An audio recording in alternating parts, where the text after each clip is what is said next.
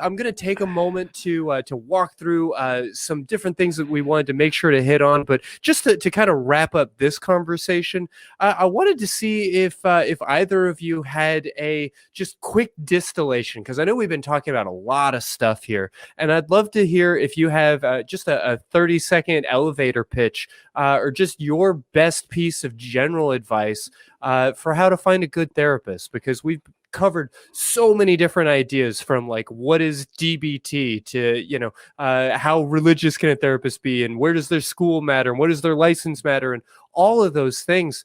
Do you have like a final thought or anything that you'd like to just really make sure to leave the audience with tonight? Well, I would say make sure they're not religious, and make sure that's not their hidden agenda.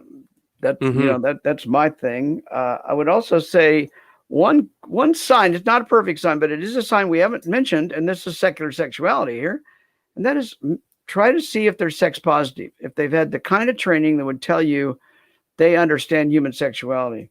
Because even if that's not your issue going into them, that means they've taken the time to learn all about humanity, not just their little niche, whatever it is. Anyway, that'd be my little tip. I don't know if No, that's fair. I'll just kind of gently pile onto that by saying that as a therapist who works particularly with issues of gender and sexuality, and often I will work with the sex worker community or the trans or the poly community, and I try not to be like shitty about virtue signaling or whatever else, but I know that something that clients continuously tell me sets me apart is the fact that they can start to talk about their metamor without having to stop and explain what a metamor is. If they don't know what polyamory is, I think I'd leave the office. Yeah. But I mean, like some of those words that feel important to you. Now, I mean, I'm not going to be culturally competent for every culture on the planet, but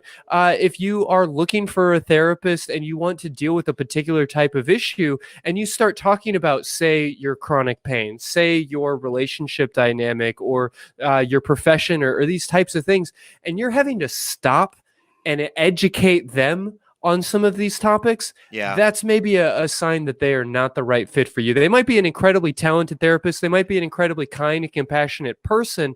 But if you are having to explain yourself in these really basic ways, or if you do walk into a therapist office and they just are all of a sudden automatically know, like, oh, you had this experience, you likely know this person, or maybe you've heard of this. And, if you can resonate on culturally in that way, I think there's a lot of value there. But Andy, anything you want to add to all this?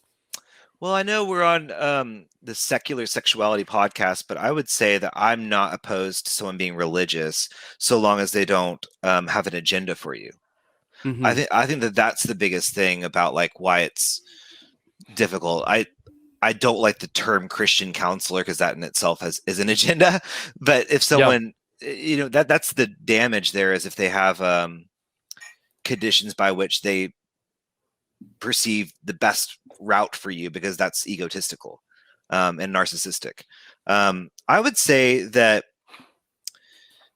any advice that I would give is the first step is look for the source by which to find your therapist and trust the source.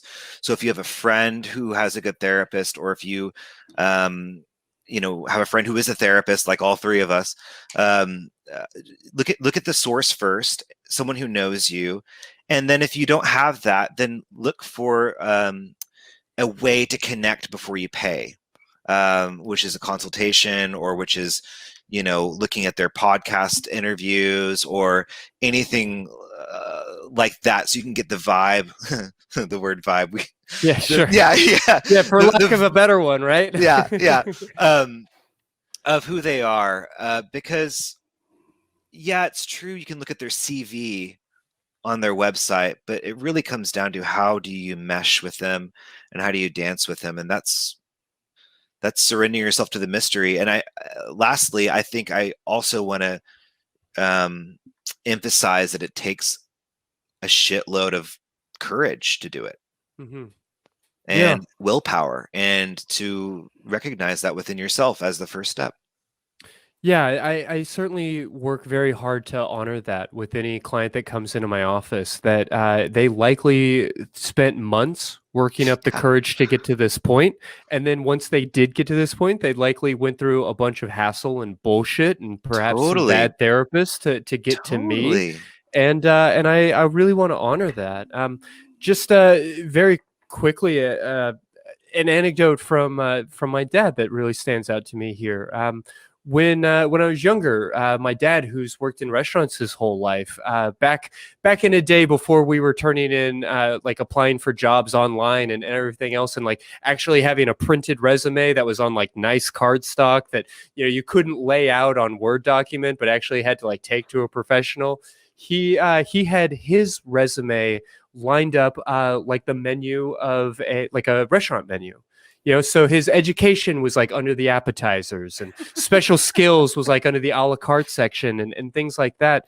And we talked about it, and he told me that some employers saw it as unprofessional, but that was actually great, because if he turned in his resume to a job that he might want, and they looked at it and they thought like, I don't know, this isn't very professional looking, it was a great way for him to know, oh, I don't need to work for these people. Exactly, This is dude. not a good connect for me. Yeah. So Beautiful.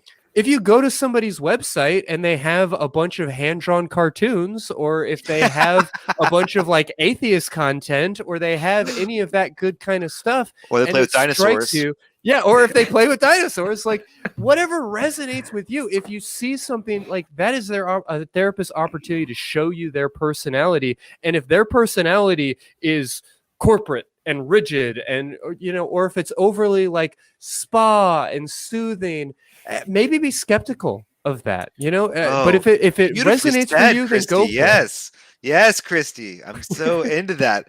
It's so true. I'd rather someone be fully themselves. Okay, back to what I was saying, authentic and appropriate. I'd rather someone be completely authentic and inappropriate than someone who's completely appropriate and completely inauthentic. Yeah, fair to say. You know what I mean? I want someone to be themselves, especially my therapist. Mm-hmm. Yeah, it's ultimately a relationship, and I think that's important to remember.